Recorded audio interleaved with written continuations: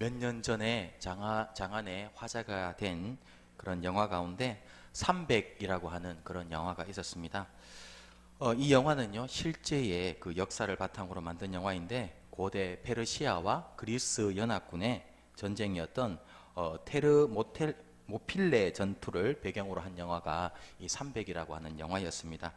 이 영화에서요, 이 300명의 스파르타 군인들은 230만 명의 이 페르시아 대군에 맞서서 용감하게 싸우는 그런 영화입니다. 오늘 말씀에도 300명의 용사가 등장하는데, 기드온이 미디안 군대를 물리치는데 함께 동행한 이스라엘 군대의 숫자가 300명이었습니다. 하나님께서는 단 300명의 용사로 13만 5천이나 되는 미디안 대군을 물리치고 승리하게 하셨습니다. 본문에서 얻게 되는 첫 번째 영적 교훈은요, 성도는 이미 승리한 전쟁에 임한다는 사실입니다. 오늘 우리가 읽은 본문에는 계속적으로 반복되는 말씀이 있는데, 바로 하나님께서 기드온의 손에 미디안 군대를 넘겨주셨다는 말씀입니다. 9절 이렇게 말씀합니다. 그 밤에 여호와께서 기드온에게 이르시되 일어나 진영으로 내려가라. 내가 그것을 내 손에 넘겨주었느니라. 이렇게 말씀하고 있습니다. 14절에서도 하나님은요, 미디안과 그 모든 진영을 그의 손, 즉 기드온의 손에 넘겨주셨다고 말씀하고요, 15절에도 여호와께서 미디안과 그 모든 진영을 너희 손, 즉 이스라엘의 손에 넘겨주셨다라고 말씀하고 있습니다. 특별히 9절은요, 하나님께서 기드온에게 하신 말씀인데, 8절에 보시면 기드온은 이때 300명의 용사와 함께 있는 상태였습니다. 하나님께서는 3만 2천 명의 이스라엘 사람들 중에서 단 300명만 뽑으셔서 미디안 군대와 전쟁을 치를 그런 계획이셨습니다. 그리고 9절에서 하나님은요, 기드온에게 일어나 진영으로 내려가라고 명령하셨습니다. 이 말씀은 기드온에게 300명의 용사와 함께 미디안 군대에 내려가 공격하라는 그런 공격 명령이었습니다. 그리고 하나님께서는요, 기드온이 하나님의 말씀에 순종하여서 공격하면 기드온의 손에 이 미디안 군대를 넘겨주시겠다라고 미리 약속하셨습니다. 결과적으로 하나님은 전쟁이 시작되기도 전에 미리 기드온에게 승리를 약속하신 것입니다. 하나님께서 전쟁이 시작되기도 전에 기드온에게 승리를 약속하신 것처럼 성도들에게도 영적 전쟁을 하기 전부터 미리 승리를 약속하십니다. 예수 그리스도를 주님으로 영접한 모든 성도들에게는 최후 승리가 이미 보장되어 있는 줄로 믿습니다. 요한 1서 5장 4절 이렇게 말씀합니다. 무릇 하나님께로부터 난 자마다 세상을 이기느니라. 세상을 이기는 승리는 이것이니 우리의 믿음이니라. 골로새서 2장 13절부터 15절도 말씀합니다. 또 범죄와 육체의 무할례로 죽었던 너희를 하나님이 그와 함께 살리시고 우리의 모든 죄를 사하시고 우리를 거스리고 불리하게 하는 법조문으로 쓴 정서를 지우시고 제하여 버리사 십자가에 못 박으시고 통치자들과 권세들을 무력화하여 드러내어 구경거리로 삼으시고 십자가로 그들을 이기셨느니라. 성도는 십자가를 통해서 죄의 권세, 죽음의 권세, 사단의 권세, 그리고 세상에 대해서 승리가 보장되어 있는 줄로 믿습니다. 그러므로 성도들은 예수 그리스도의 이름으로 승리를 선포하며 담대히 나가기만 하면 되는 것입니다. 성도의 삶이란 D-Day와 V-Day의 긴장 가운데 사는 삶입니다. 2차 세계대전 당시에 아이젠하워를 사령관으로 하는 연합군이 독일에 점령당했던 프랑스 서부 해안 노르망디의 상륙작전을 감행했는데, 이때 작전명이 D-Day였습니다.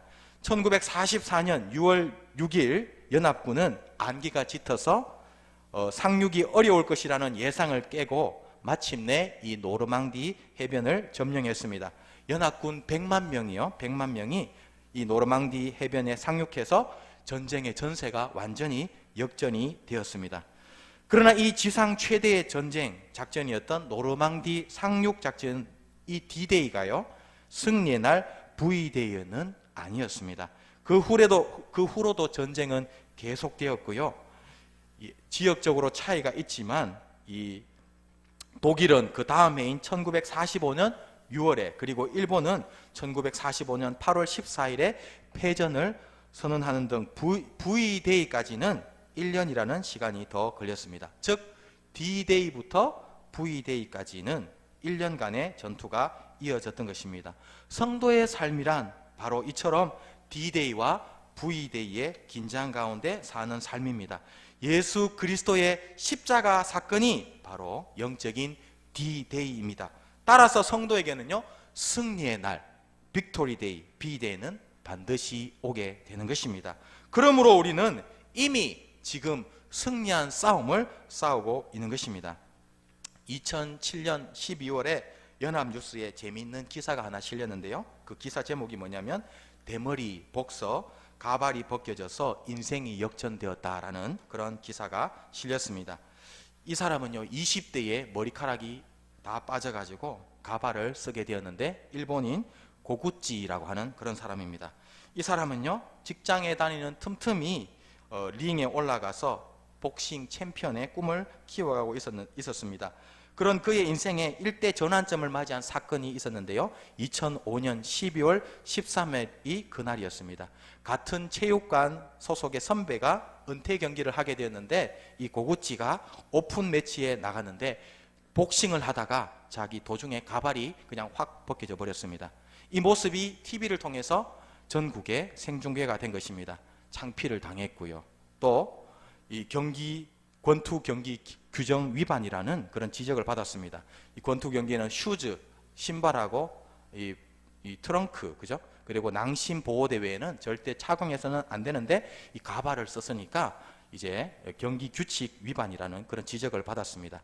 그런데 일본 복싱위원회가요, 이 고구찌가 악의가 없었다, 그렇게 예외를 인정을 해줬습니다. 그런데 이 고구찌에게 엉뚱한 곳에서 일이 터졌는데요. 그 고구찌가 다니는 회사는 부업을 다른 일을 철저하게 인정하지 않는 회사였습니다. 그래서요, 고구찌가 이 복싱을 하게 되었다, 복싱 부업을 한다는 일이 직장에 알려져서 졸지에 이 직장에서부터 쫓겨나게 됐습니다. 가발 때문에 졸지에 실업자가 된 것입니다.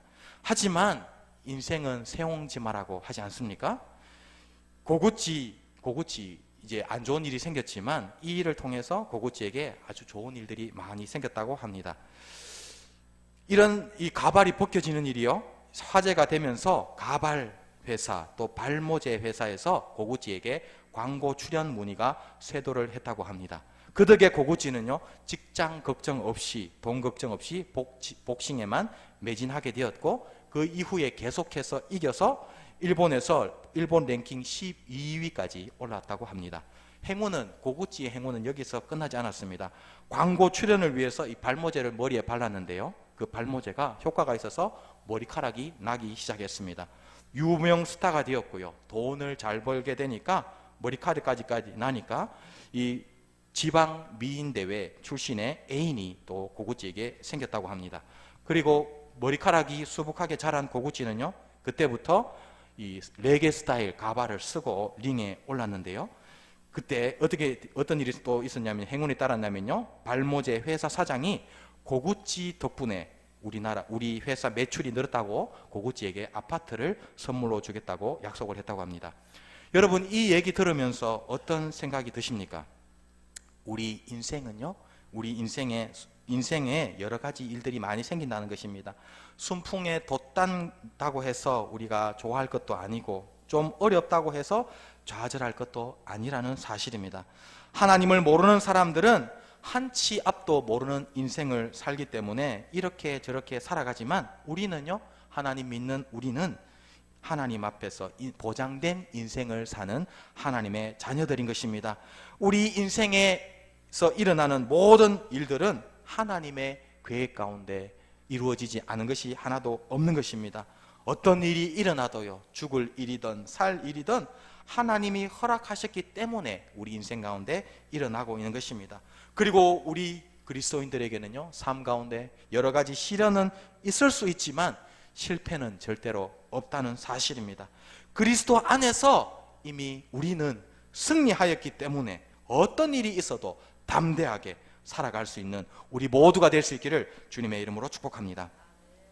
본문에서 발견하게 되는 두 번째 영적 교훈은요, 하나님은 두려움에 빠진 성도들에게 확신을 주신다는 사실입니다. 본문 10절과 11절 이렇게 말씀합니다. 만일 내가 내려가기를 두려워하거든 내 부하 부라와 함께 그 진영으로 내려가서 그들이 하는 말을 들으라. 그 후에 내 손이 강하여져서 그 진영으로 내려가리라 하시니 말씀하고 있습니다. 이 말씀에 보시면 기도는요, 미디안 진영으로 가라는 하나님의 명령을 받았음에도 불구하고 그 말씀에 순종하지 못하고 주저하고 두려워하고 있었음을 알게 됩니다. 승리의 약속을 받았음에도 불구하고 기도는 여전히 하나님의 약속을 믿지 못하고 두려움에 빠져 있었습니다. 그런데도 오늘 본문에 보시면 하나님은 그런 기도원을 책망하시지 않으셨습니다. 얼마나 은혜로우신 하나님이십니까? 게다가요, 이 기도원이 하나님의 말씀을 신뢰하지 않았던 것이 이번이 처음이 아닙니다. 그는 과거에 벌써 두 번이나 하나님의 약속을 의심했습니다. 기드온이 미디안 사람을 피해 포도주 틀에서 밀을 타작하고 있을 때 하루는 천사가 나타났습니다. 하나님의 말씀을 전했는데 기드온을 통해서 이스라엘을 구원하시겠다고 하나님께서 약속하셨습니다. 하지만 하나님은 기드온은 이 하나님의 약속의 말씀을 믿지 않았습니다. 6장 15절 이렇게 기록하고 있습니다. 그러나 기드온이 대답하되 오 주여 내가 무엇으로 이스라엘을 구원하리이까? 보소서 나의 집은 므낫세 중에 극히 약하고 나는 내 아버지 집에서 가장 작은 자니이다. 지금 믿지 못하고 있는 기도원을 우리가 보고 있습니다. 이후에도 기도원은요, 하나님의 말씀을 믿지 못하고 양털 시험을 통해서 하나님께 사인을 보여달라고 그렇게 구하는 그런 모습을 보여주고 있습니다.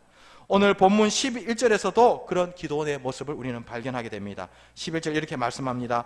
기도원이 이에 그의 부하 부라와 함께 군대가 있는 진영 근처로 내려간즉 이렇게 말씀하고 있습니다.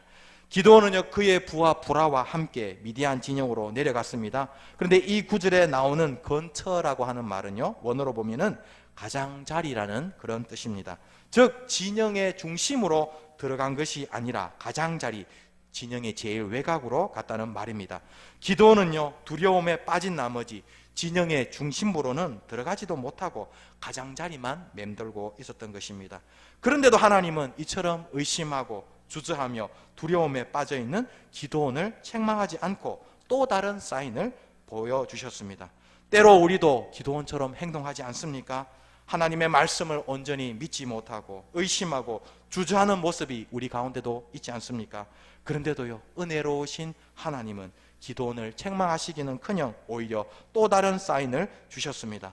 본문을 통해 우리는 두려움에 빠진 기도원에게 하나님께서 두 가지를 허락하셨음을 알게 됩니다.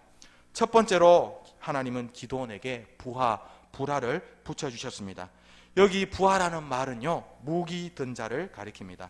하나님은 두려움에 빠져있던 기도원에게 함께 갈 동력자를 붙여주신 것입니다. 때로 하나님께서는 우리에게도 동력자를 붙여주심으로 두려움을 물리치게 하십니다. 동력자가 있을 때 두려움을 떨쳐버리게 되고 큰 위로와 힘을 얻게 되는 것입니다. 여러분에게도 그런 믿음의 동력자가 있기를 축복합니다. 교회에 처음 가면 누구나 적응하기가 쉽지 않습니다.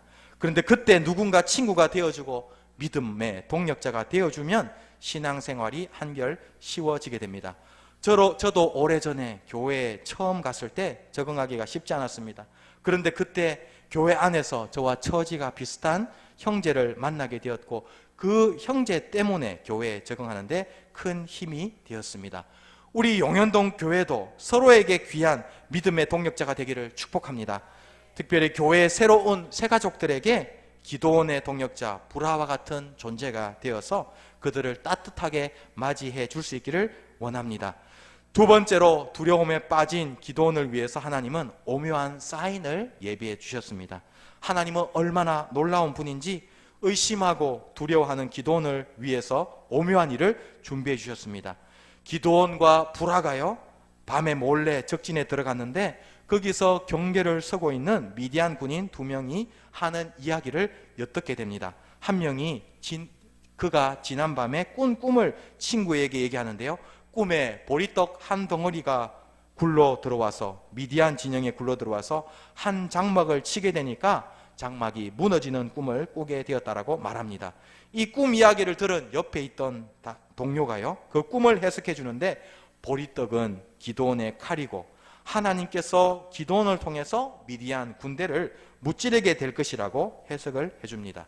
놀랍게도 하나님은 미리 미디안 군인에게 이 꿈을 꾸게 하시고 또 다른 미디안 군인에게는 그 꿈을 해석하게 하시되 기드온의 승리를 미리 적의 입을 통해 듣게 하신 것입니다.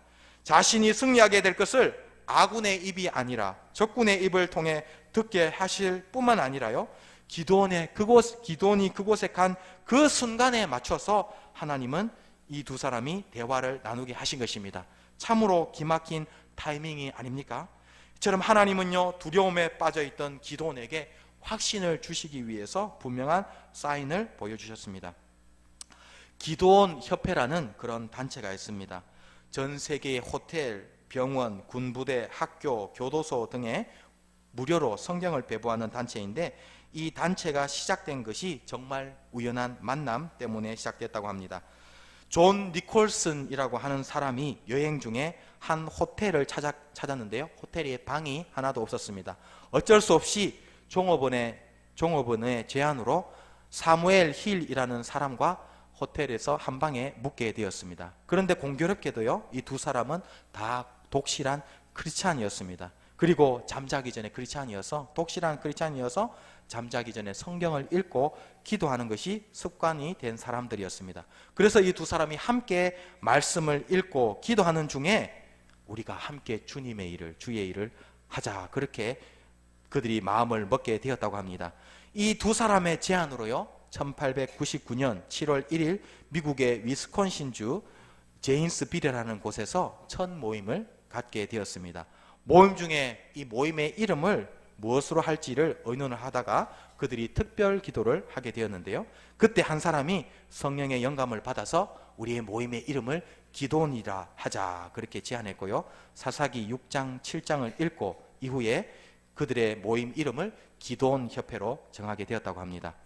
사인을 통해서 확신을 가진 기도원은 어떻게 반응했습니까? 15절에 보시면요, 먼저 기도원은 하나님께 경배했습니다. 여기 경배라는 말은 원어로 쉐베르라고 하는 말인데 땅에 얼굴을 대고 엎드린다는 뜻입니다.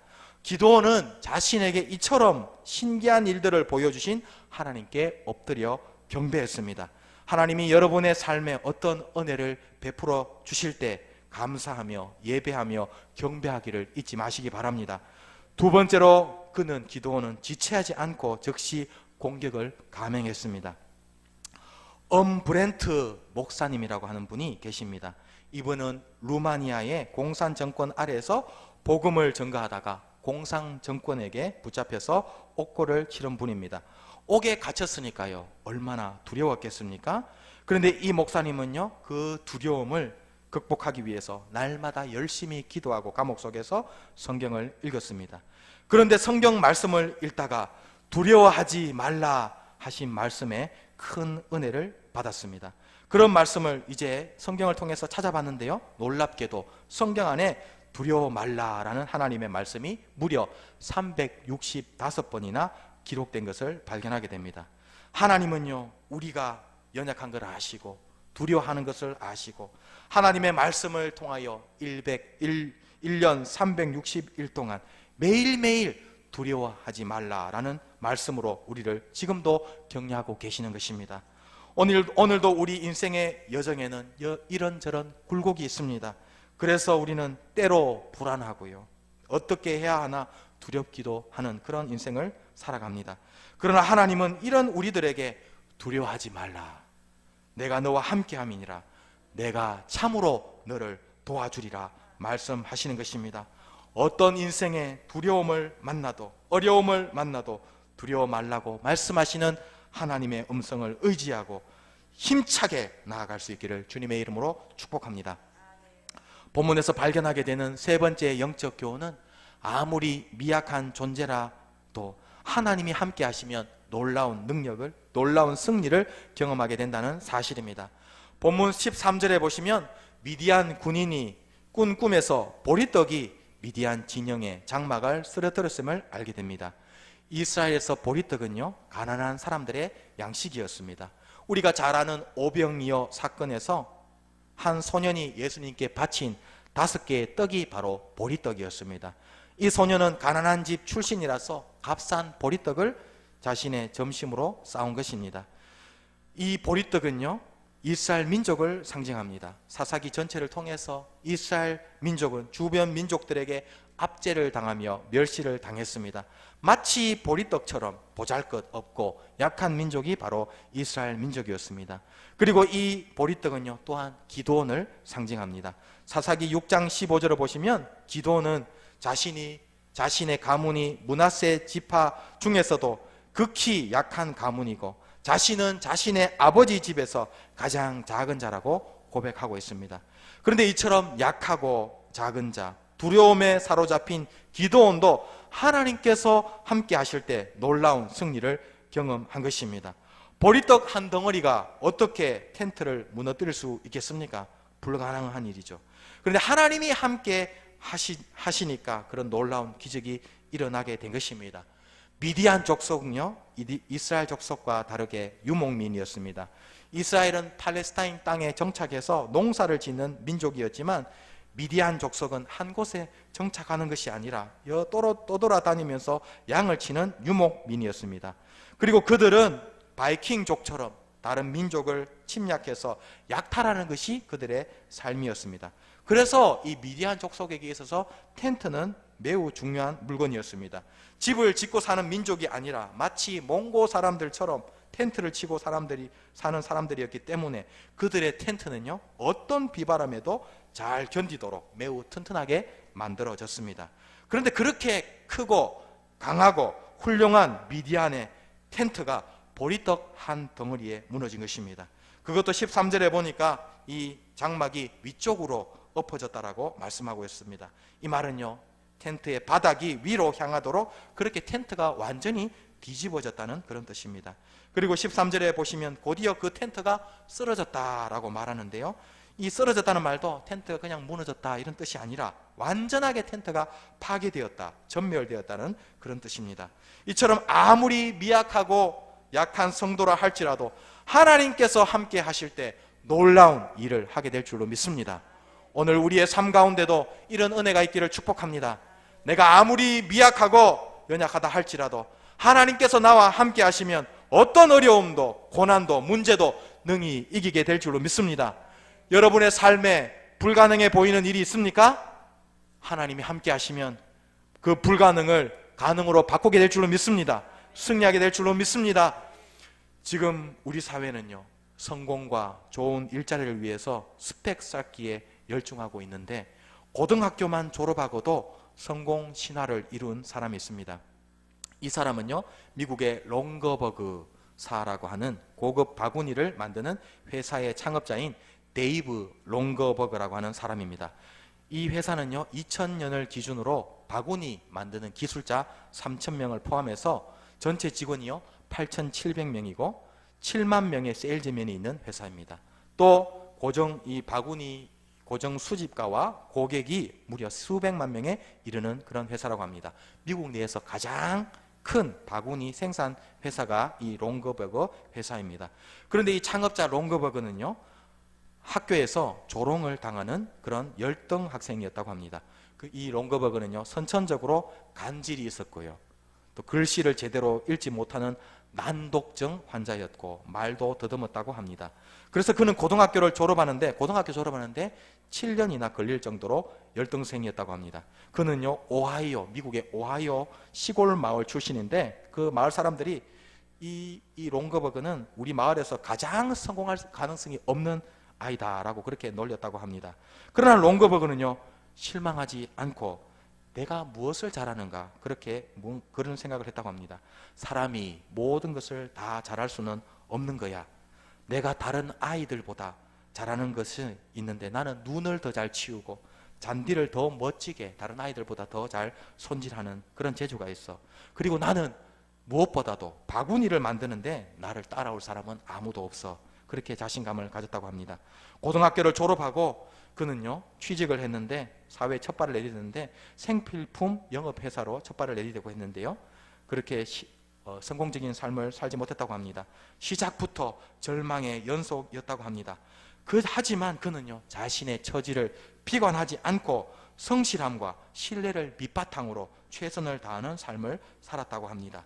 그는 자신의 재능을 발휘하기 위해서 바구니 만드는 회사를, 롱거버거사를 세웠는데요, 1972년에 이 회사가 시작되었는데 시작될 때만 해도 파트타임 직원 몇 명으로 시작했다고 합니다. 그 후에 하나님이 축복하셔서 이 회사가 점점점 확장이 되었는데요, 지금도 엄청난 회사로 성장을 했다고 합니다. 처음 시작되었던 그 시골 마을을, 오하이오 마을을 떠나지 않고 그곳에 바구니 모양으로 만든 그런 회사를 짓고요, 그 옆에다가 견학장, 작업장, 골프장, 레스토랑, 각종 편의 오락시설을 포함해서 그런 것들을 만들었어요. 정말 시골 마을이었는데, 오하이오의 시골 마을이었는데 그 시골 마을을 유명한 관광 명소로 이 롱거버거가 만들었다고 합니다. 끊임없는 노력으로 고졸, 학력, 콤플렉스를 극복하고 성공 신화의 본보기가 되었습니다. 하나님이 함께 하실 때 우리도 성공하는 인생을 살 수 있게 될 줄로 믿습니다. 내 힘과 지혜가 아니라 하나님의 힘과 지혜로 성공할 수 있게 될 줄로 믿습니다. 문제는 하나님이 나를 위해 일하시도록 그렇게 장을 만들어 드려야 한다는 사실입니다. 하나님이 나와 함께 하시는데도 불구하고 하나님이 일하시지 못하도록 내가 가로막는다면 내 인생에 아무 역사도 나타나지 않습니다.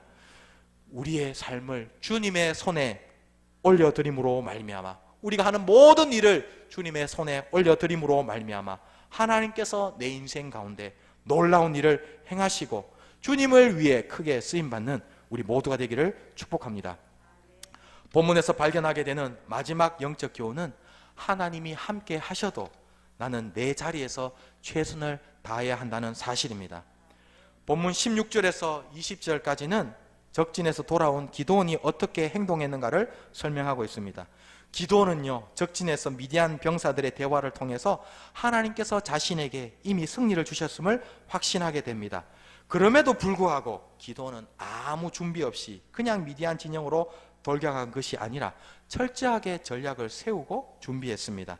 이미 하나님으로부터 승리가 보장되어 있었지만 기드온은 자기 나름의 전략을 세웠고 그가 세운 전략은 매우 치밀했고 훌륭한 전략이었습니다. 그의 전략의 탁월함을 우리는 본문에서 여러 가지로 발견하게 되는데, 먼저 그는 은폐 전략을 세웠습니다. 그는 300명이 항아리 하나씩 들게 하고 그 안에 횃불을 감춤으로 빛이 밖으로 새어나오지 않도록 철저하게 준비했습니다. 경계병들이 빛을 보고 알리지 못하도록 철저하게 은폐한 것입니다. 두 번째로 기드온은 공격하기 가장 좋은 시간을 선택했습니다. 19절에 보시면 기드온이 선택한 시간은 이경초입니다. 이경초는요 밤 12시를 가리키는데 이 시간은 적들이 가장 깊이 잠든 시간입니다. 또한 이 시간은요 파수꾼이 교대하는 시간으로서 기드온은 파수꾼이 교대하면서 주의가 흐트러진 틈을 의도적으로 노린 것입니다. 세 번째로 기드온은 큰 소리와 밝은 빛으로 적들을 놀라게 하는 작전을 세웠습니다. 300명이 동시에 항아리를 깨고 나팔을 불고 큰 소리로 함성을 질렀으니까 얼마나 큰 소리가 났겠습니까? 또한 기드온은 소리에 깜짝 놀라 잠을 깬 적들이 환한 빛을 보게 하고 이 빛을 통해 적들에게 이스라엘의 군대가 많이 보이도록 전략을 세운 것입니다. 당시 야간 전쟁 시에 부대는요 제일 선두에 횃불을 든 군인들을 세우고 그 뒤로 무기를 든 군인들이 따랐습니다. 그러므로 잠을 깬 미디안 군대는 300명의 횃불을 든 사람들 뒤에 훨씬 많은 수의 이스라엘 군대가 있을 것이라고 예상했을 것입니다. 마지막으로 기드온이 300명을 100명씩 세 부대로 나눈 것도 훌륭한 작전이었습니다. 거대한 미디안 진영을 에워싸고 세 곳에서부터 동시에 침투하고 놀라게 함으로 공격 효과를 극대화한 것입니다. 그리고 기드온의 신호에 따라서 동시에 작전을 수행했을 때 적들은 깜짝 놀랐을 것입니다. 만약 기드온의 신호에 따라 동시에 나팔을 불지 않고 동시에 항아리를 깨뜨리지 않았다면 효과적인 작전을 수행할 수 없었을 것입니다. 교회도요 효과적인 사역을 감당하기 위해서는 영적 리더를 따라야만 되는 것입니다. 그럴 때 효과적인 사역이 일사불란하게 펼쳐지게 되는 것입니다. 간혹 주위에서 하나님께서 함께 하시고 다 하시기 때문에 자신은 아무 노력도 기울이지 않고 대충 하는 사람들을 보게 됩니다. 하나님은 하나님의 일을 하시지만 우리에게도 최선을 다하기를 기대하십니다. 시험 준비든 공부든 사업이든 직장일이든 내가 하는 일에 열정을 쏟아 최선을 다하시기 바랍니다. 교회는 이미 영적 승리가 보장되어 있습니다. 그렇다고 해서 교회 사역을 아무렇게나 해서는 절대로 안 됩니다. 게으르거나 대충 하는 모습이 아니라 교회는 최고의 전략을 세워야 하고요, 열심을 내야 하는 것입니다. 그럴 때 하나님이 역사하시고 도와주시는 것입니다. 기도원이 최고의 전략을 세우고 하나님이 함께 하시자 적진에서 자중질환이 일어나 서로 칼로 죽이는 일이 벌어진 것입니다. 하나님과 기도원이 함께 협력한 것입니다. 그럴 때 이스라엘은 큰 승리를 거두었습니다. 24절에 보시면 이스라엘 군대가 적들을 추격하되 멀리 요단강까지 추격했다고 말씀합니다. 그리고 25절에 보면 이스라엘 군대는 적장 오렙과 스앱을 죽이는 혁혁한 전과를 올리게 되었습니다. 요즘 박항서 감독이 장안의 화제입니다. 피파 랭킹 121위인 베트남 축구팀을 단시간에 아시안 게임 4강까지 이끈 그의 리더십에 많은 사람들이 관심을 가집니다. 그런데 이런 놀라운 결과는요, 우연히 이루어진 것이 아니라 철저한 준비의 결과라고 합니다. 첫 번째로 그는 선수들 잘 먹이는 것부터 시작했습니다. 박항서는 베트남 축구의 문제가 체력이라고 판단했습니다. 선수들 체성분 검사를 해봤더니 대부분 이 상체 근력이 약하고 체지방이 너무 적었습니다. 그래서 박항서는요, 잘 먹이는 것부터 시작했습니다. 아침에는 반드시 우유를 먹어라, 두부, 생선, 스테이크 등의 고단백 음식을 섭취하도록 했고요, 저녁에는 30분, 40분씩 상체 근력 훈련을 시켰습니다. 베트남 경기를 보니까요, 경기 75분쯤부터 실점이 많은 것을 고려해서 훈련 시간도 더 길게 늘렸습니다. 덕분에 베트남 선수들 경기의 후반 막판까지 전력으로 뛸 수 있게 만들었습니다. 두 번째로 박항서는요, 선수들의 습관을 바꿨습니다. 베트남 선수들이 수비 지역에서도 습관처럼 원투 패스를 하는 것을 보고 이 습관을 뜯어 고쳤습니다. 그러자 베트남의 수비가 향상되었고요, 아시안 게임에서 한국에 3실점을 하기 전까지 베트남은 5경기 무실점이었습니다. 세 번째로 이 박항서는요, 선수를 바꾸려 하기보다는 장점을 살려주었습니다. 단점을 찾아 고쳐주기에 앞서서 장점을 살려준 것입니다. 예를 들어서 소속팀에서 왼쪽에서 뛰지만 왼발이 좋은 선수는 과감하게 오른쪽 공격수로 기용했다고 합니다. 파키스탄전과 일본전에서 각각 한 골을 터뜨린 선수가 바로 그 선수였다고 합니다. 네 번째로 박항서는요, 가슴에 손을 얹은 최초의 외국인 감독이었습니다.